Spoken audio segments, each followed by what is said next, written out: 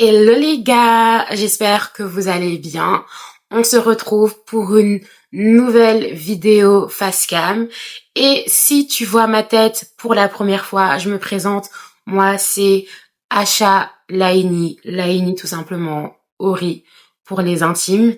Et dans cette vidéo, on parle de tout ce qui est évolution mentale. On est actuellement en plein rebranding de sa vie parce que on veut tout simplement évoluer, parce que on veut atteindre des nouveaux objectifs, parce qu'on veut vivre une vie à la hauteur de nos ambitions. Du coup, sur cette chaîne, tu vas retrouver plein de contenus face cam, plein de conseils, mais aussi des moments lifestyle, des moments de vie. Du coup, si ça te parle, alors n'hésite pas à t'abonner.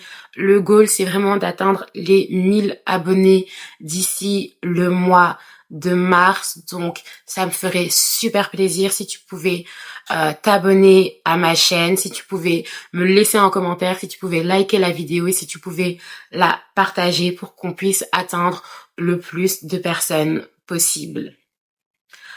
Aujourd'hui, on va parler d'un truc qui me passionne. Les livres, la lecture. Pour ceux qui me connaissent, ceux qui ne me connaissent pas, il faut savoir que moi, j'ai toujours été une fan de lecture. Depuis le lycée, depuis le collège, depuis la secondaire, peu importe comment vous l'appelez, j'ai toujours aimé lire. C'est vrai qu'au début, je lisais énormément de romans, puis de romans, on est passé un petit peu plus à des livres de développement personnel, et puis on est passé à des livres de développement spirituel. Et là, on est sur des livres de un peu qui mélangent un petit peu des deux. Ce sont des livres de développement, ça c'est sûr. Développement des finesses, stratégie business. Donc, pour ceux qui ne le savent pas, moi, j'ai décidé de me lancer dans un projet entrepreneurial, un projet que j'avais déjà depuis 2 ans maintenant, mais que j'ai décidé de réellement prendre au sérieux en 2026. Et pour cela, donc fin 2025, j'ai pris 90 jours, j'ai pris 90 jours, donc 3 mois à l'écart des réseaux, et je me suis vraiment concentrée sur ma vision. Et pour cela, j'ai voulu lire des livres qui allaient me mettre dans le mindset. Moi, je suis une grande partisane de l'éducation par la lecture. Du coup, j'ai lu tous les livres que je trouvais intéressants, qui pour moi parlaient de choses qui me concernaient, des livres qui, je pensais, pourraient peut-être m'aider à atteindre mes objectifs. Et du coup, j'ai acheté pas mal de livres. Donc, oula, tout ça, c'est des livres que j'ai achetés au cours des 3 derniers mois, sauf un livre que j'avais acheté quand j'étais encore aux études, donc ça fait quelques années maintenant et que je n'avais jamais fini de lire et que j'ai décidé de lire aujourd'hui. Et du coup, je vais pas vous faire un review de tous ces livres parce que je vous avoue que je les ai pas encore tous lus. Je pense que j'ai lu la moitié de ce que je viens de vous présenter. Et du coup, c'est pour ça que, à mon avis, cette vidéo, je la ferai en plusieurs parties. Et je pense aussi que je prendrai peut-être le temps de vous présenter chaque livre individuellement. Je sais pas encore si je les ferai en short ou en format long comme ça. Ça, c'est à vous de vous dire. Mais si vous aussi, vous êtes un peu dans ce mood de ouais, je vais changer ma vie, de boss babe, de entreprendre ou tout simplement de construire une vie qui est plus alignée avec vos ambitions, euh, je me suis dit que ce serait intéressant de vous faire mes recommandations, parce que comme vous pouvez le voir, j'ai pas mal de livres à côté de moi ici, et de vous dire les livres qui en valent réellement la peine. Comme ça vous évite de passer des heures à lire un livre et au final vous dire ouais, en fait, ce livre il m'a pas tant aidé que ça. Après, bien sûr, il s'agit de mon opinion personnelle. C'est pas parce que moi je ne vous recommande pas forcément un livre que vous ne devez pas le lire. Si vous voulez quand même, ou si par simple curiosité, ou si vous voulez vous faire une idée par vous-même, vous voulez quand même les lire, allez-y. Et si au contraire, justement, vous êtes en mode ouais, j'ai pas envie de perdre mon temps parce que la lecture c'est pas mon truc, donc si je dois lire un livre, je veux être sûre que ça va être efficace, vous êtes au bon endroit. Donc, ici, je voulais commencer du coup par mes must read et mes must not read. Et le premier, et je pense qu'on va commencer par le négatif. On va commencer par le négatif et finir avec le positif. Le premier livre que moi, je ne vous recommande pas, et ça peut être une surprise pour plusieurs parce que souvent, lorsqu'on parle de livres pour devenir riche, pour devenir un entrepreneur à succès, il apparaît tout le temps sur la liste. C'est ce livre-là. Je sais pas si vous allez le voir, si ça va se focus. Voilà, vous avez le focus. C'est le livre Réfléchissez et devenez riche de Napoléon Hill, qui a été un New York Times best-seller, je pense. Je pense que d'ailleurs tous ces livres ont été des New York Times best-sellers, mais comme quoi. Pourquoi je ne recommande pas ce livre? Alors, premièrement, je pense pas que ce soit une mauvaise lecture, parce que j'ai apprécié ce livre quand j'ai commencé.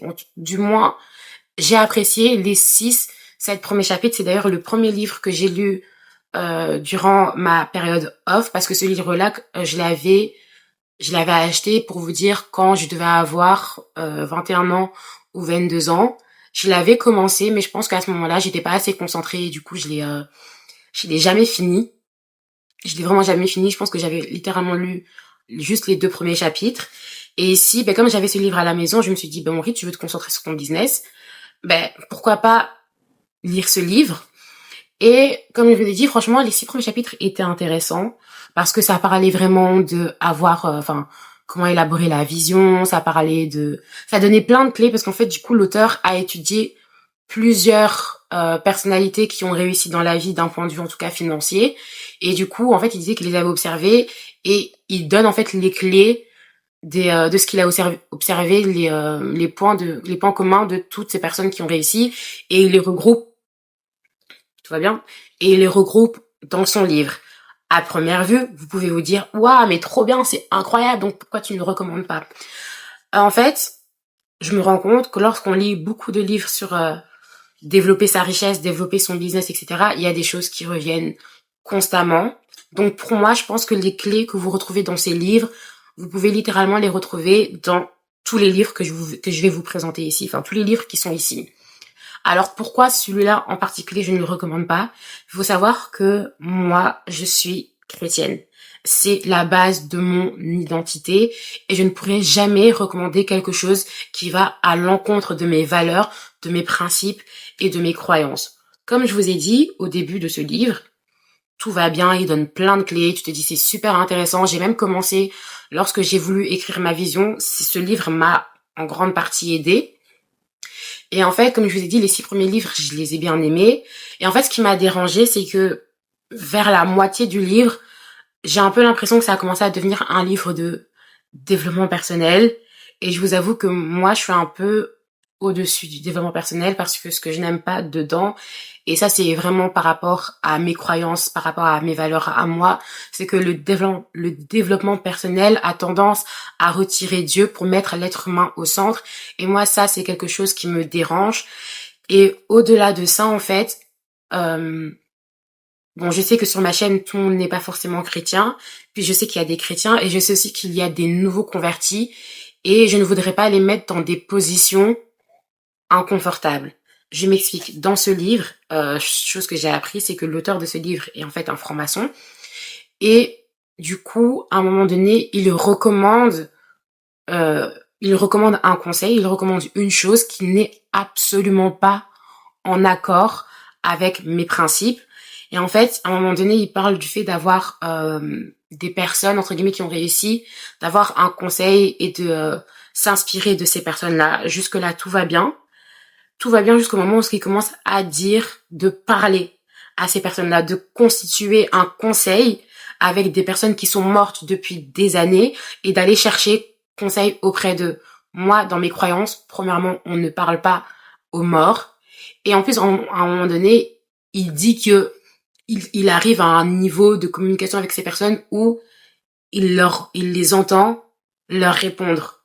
Moi, je suis une personne qui a un œil très spirituel sur les choses. Et si tu veux rentrer en contact avec des morts et que tu commences à entendre des réponses de leur part, tu es en train de parler avec des esprits. Tu es en train d'ouvrir une porte spirituelle dans ta vie qui va apporter je ne sais pas quoi. Et pour cette raison, j'allais dire pour cette simple raison, mais pour moi ce n'est pas du tout une simple raison, c'est une grande raison. Je ne recommande pas de lire ce livre. Comme je vous ai dit, il y a des bonnes choses, il y a des bonnes clés, parce que de toute façon, il y a plein de principes qui sont repris dans ce livre pour la richesse, pour le succès, qui en réalité sont des principes qui de base sont bibliques, qui ont été amenés dans le monde. Donc certains de ces principes, on les retrouve dans ce livre, mais juste pour cet aspect qui, pour moi, en fait, qui peut tellement être une porte spirituelle, surtout pour une personne qui n'a pas encore forcément la connaissance de la portée du monde spirituel. C'est pas un livre que je peux recommander. Et le deuxième livre, parce que du coup là je vais vous en présenter 4 aujourd'hui. Le deuxième livre que je ne recommande pas, c'est celui-là, c'est Your Next 5 Move, Master the Art of Business Strategy. Déjà pour vous dire, ça m'a tellement saoulé de le lire. Enfin, j'ai vraiment eu du mal à le lire. Et en vrai de vrai, donc l'auteur c'est Patrick Bet-David. Il a écrit avec Greg Dilkin, mais l'auteur principal c'est Patrick, parce que le livre est écrit en jeu. Celui-là, ça a été un Wall Street Journal best-seller. Concrètement, ce livre n'est pas mauvais. Ce livre n'est pas mauvais du tout. Et de quoi il parle dans son livre, en gros, il parle, lorsqu'on veut lancer un business, il dit qu'il compare un peu le business avec un jeu d'échecs, et il dit qu'un joueur d'échecs a toujours 5 coups d'avance, et il conseille d'appliquer ça à notre business personnel. Et concrètement, c'est pas mauvais. Encore une fois, les clés qu'il donne ne sont pas, c'est pas mauvais encore. Et je pense qu'il y a aucun livre qui, en tout cas que moi j'ai lu, qui est réellement mauvais ou qui donne pour moi des conseils qui sont à côté de la plaque. Déjà, premièrement, en lisant ce livre, tu te rends compte que l'auteur a lu Réfléchissez et devenez riche. Mais en fait, pourquoi je ne recommande pas ce livre, c'est parce que, du coup, comme je vous ai dit, le livre est écrit en jeu. Donc, il parle beaucoup de son expérience personnelle. Et je vous avoue que moi, la première réflexion que je me suis faite en lisant ce livre, c'est de me dire, waouh, cet homme n'est pas guéri. Cet homme n'a pas un mode de vie que j'estime être sain. Par exemple, il explique à quel point il néglige sa femme et ses enfants, mais que, voilà, que comme il veut toujours plus, en gros, c'est la vie. Et moi, je suis pas d'accord avec ça. Après, vous me direz peut-être parce que je suis une femme, mais je pense que moi, dans le business en tout cas, dans la manière dont moi je veux gérer mon business, dans la manière dont je parle du business, on est intentionnel dans les choses qu'on fait et pour moi, l'équilibre, c'est très important. Et quand je lis ce livre-là, je me rends compte que cet homme n'en a pas, qu'il a encore des blessures de son passé qu'il n'a pas guéri, parce que littéralement, il parle d'une de ses motivations pour réussir. Et c'est un peu la vengeance. Et je pense que c'est important d'avoir la rage de vaincre et de vouloir se prouver à soi-même qu'on peut réussir. Je pense que c'est une bonne chose. Mais quand tu veux réussir pour prouver à toutes les personnes qui t'ont sous-estimé que tu peux y arriver, je pense pas que ce soit une bonne source de motivation. Je pense pas que ce soit un bon menteur. Et je pense pas que c'est quelque chose que tu dois recommander aux gens. Pour moi, pour réussir, tu ne dois pas penser à toutes les personnes qui ont dit que tu n'allais pas réussir. C'est vrai que c'est un moteur.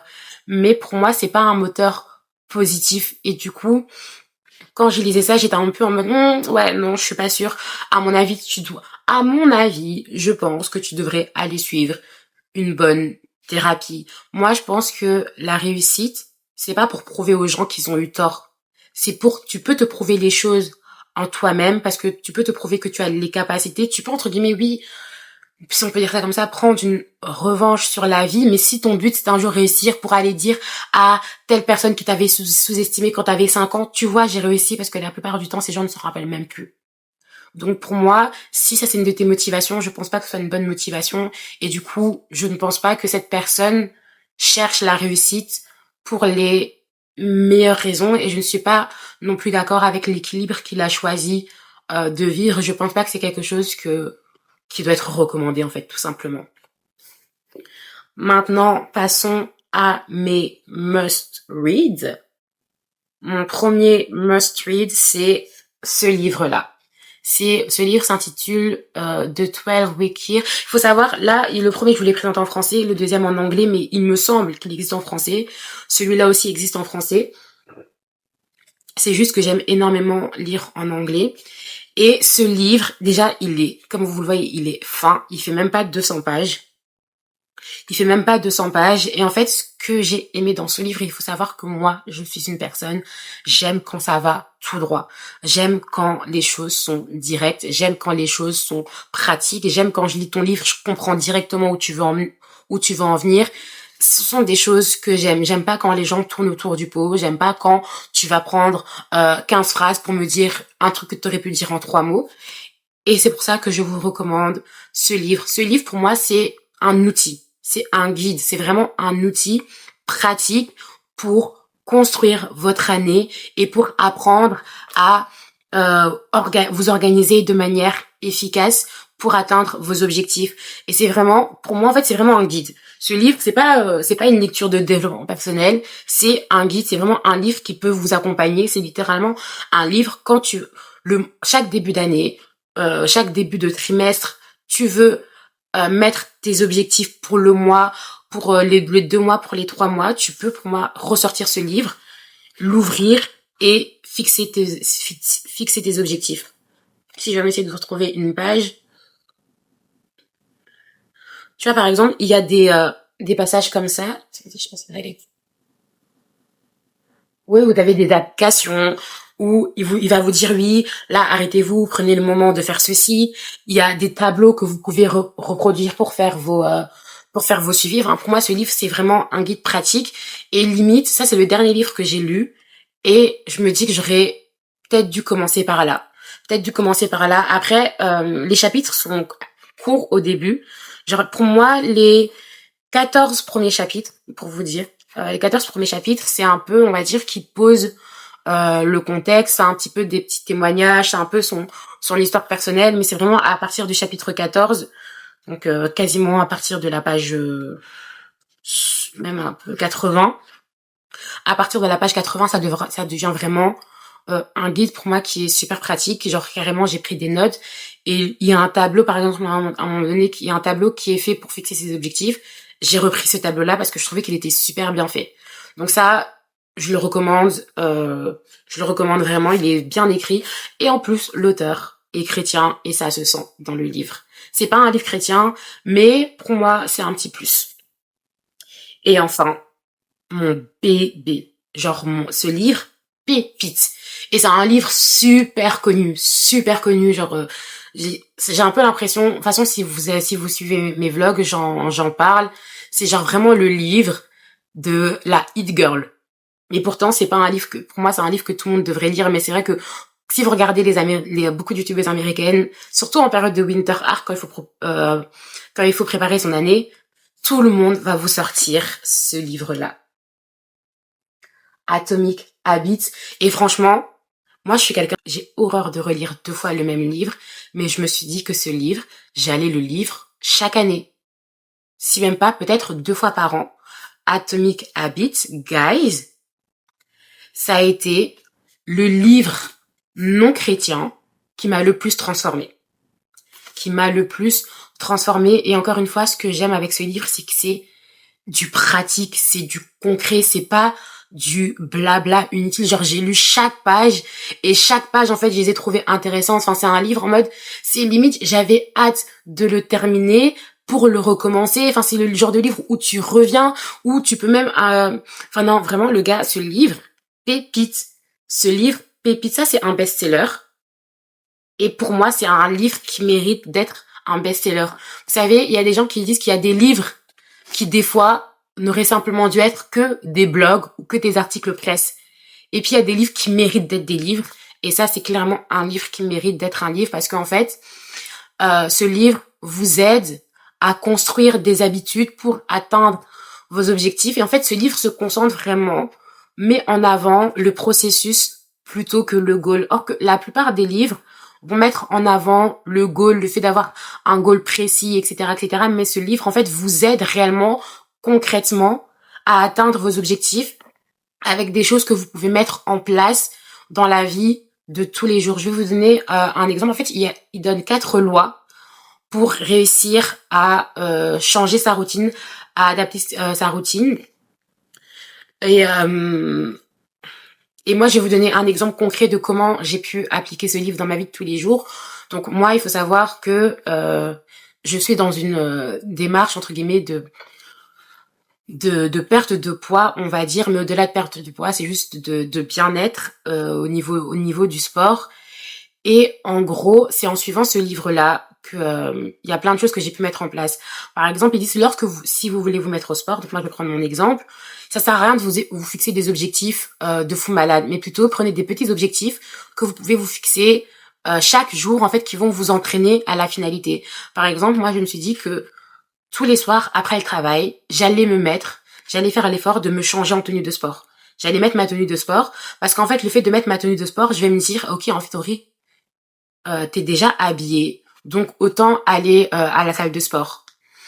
Et en fait, il va vous expliquer comment juste changer des mini habitudes quotidiennes peuvent vous aider à accomplir des objectifs qui sont beaucoup plus globaux. Et comme j'ai dit, moi, ça a commencé, je me suis juste dit, je vais mettre ma tenue de sport directement, comme ça, moi, je serai motivée à aller à la salle.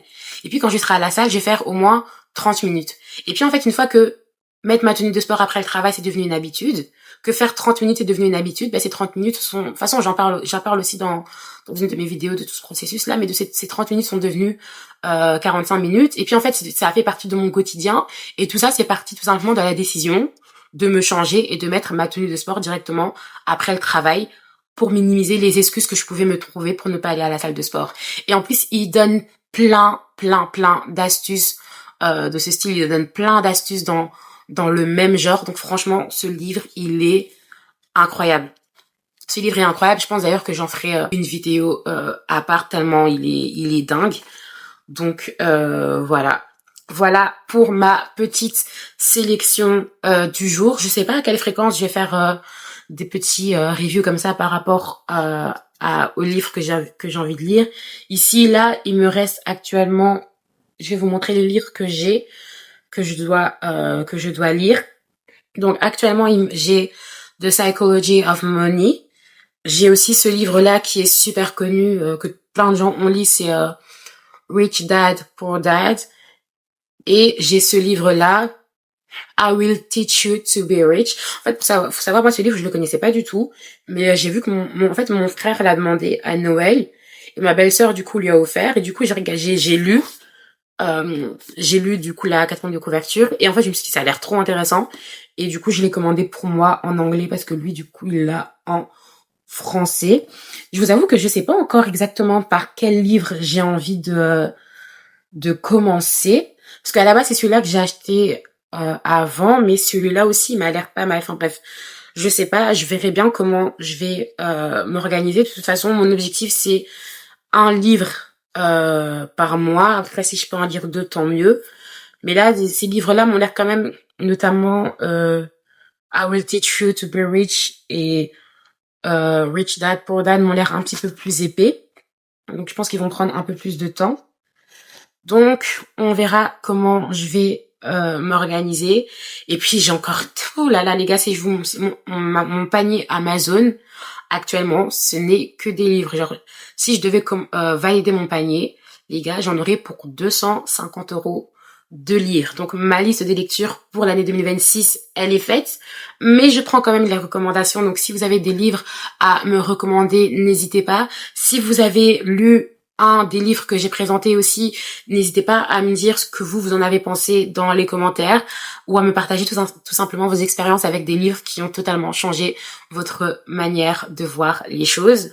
Donc voilà, c'est la fin de cette vidéo. J'espère que comme d'habitude, elle vous aura plu. N'hésitez pas à me laisser un commentaire, à vous abonner, à liker la vidéo et à partager. Et nous, on se dit à la prochaine pour une nouvelle vidéo. Bisous!